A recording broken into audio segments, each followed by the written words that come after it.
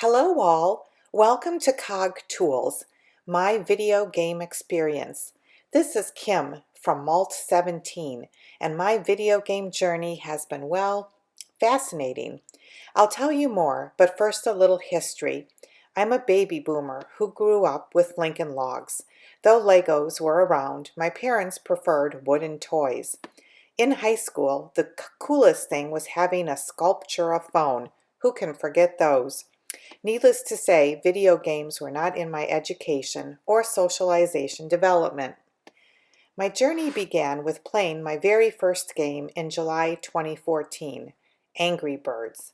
I heard one colleague discuss the game as being fun to play while in the airport, and that's where I started. Soon I moved on to Plants and Zombies and Braid.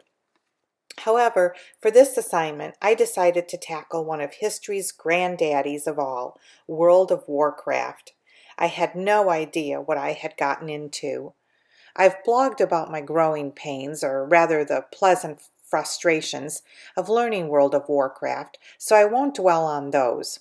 Let's just say it began with a very long download, and then I couldn't even choose Warrior Woman for my name. Such drama. A quote from Guy that I completely agree with is, "Suddenly my baby boomer ways of thinking and learning for which I had received ample rewards did not work." I found that out. I also found out that World of Warcraft has its own vocabulary. Fortunately, I found online dictionaries, flashcards, and books. Back to thinking and learning. I was advised by the mega gamer in my family to just dive into the game and start playing. I did that and fortunately had learned through hours of playing Braid, how to move and jump, although I learned that the World of Warcraft is best done with WASD and a mouse and not the arrow keys. After several days and hours and not getting far in the game, losing my family mega gamer, and pulling out my hair, I decided Google and YouTube would be my teachers. I found a beginner's guide to World of Warcraft, and it's amazing. I began to understand the acronyms and vocabulary, which made me realize my actor's class was definitely chosen with minimal knowledge. I read the World of Warcraft background in chapters 1, 2, getting started, and how to play. I jumped back into the game with my new vocabulary and knowledge, and unfortunately got killed over and over by a big, ugly gray wolf.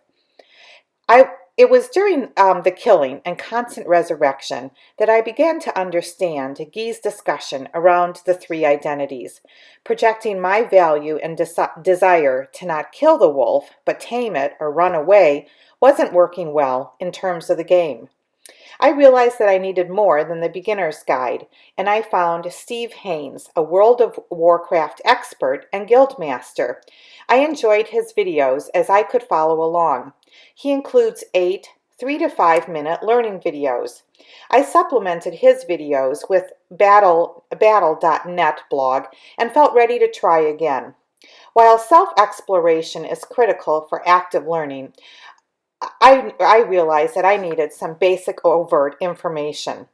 So what I just described makes me reflect on Guy's discussion of overt information and needing that information to get started with my gaming. So how has this experience impacted my ideas on learning and my thoughts on learning theory? Well, I began to make my internal shift from teacher-centric to learner-centric learning design a few years ago. I began reading Mark Prensky's work and realized that a major, welcome shift was actively being discussed and debated. A case was being made for learning in a very social and interactive environment. Historically, rote memorization lacked application and critical evaluation and thinking skills. He also refers to learning as social, distributed, and part of an interconnected network. My learning experience of World of Warcraft exemplifies Guy's position. World of Warcraft became social when I involved my young nephew, and I began to reach out to others for help. I used various tools ranging from videos to printed text. The games kept me engaged and motivated, and I wanted to explore more, learn more, and connect more. World of Warcraft provides many experiences to advance in a way determined by the player. While some disciplines definitely require a right and a wrong way, such as medicine, you don't want to kill somebody, sometimes the right and wrong leaves little opportunity to explore other options. Video games provide an excellent opportunity for the learner to explore options in a safe environment, though the virtual realm may not be safe to your virtual identity.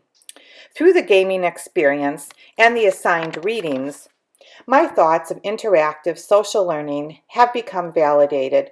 When in a conservative professional environment that relies more on traditional teaching versus engaged learning, the validation is welcome. Thank you. This is Kim, and I hope you've enjoyed my video experience.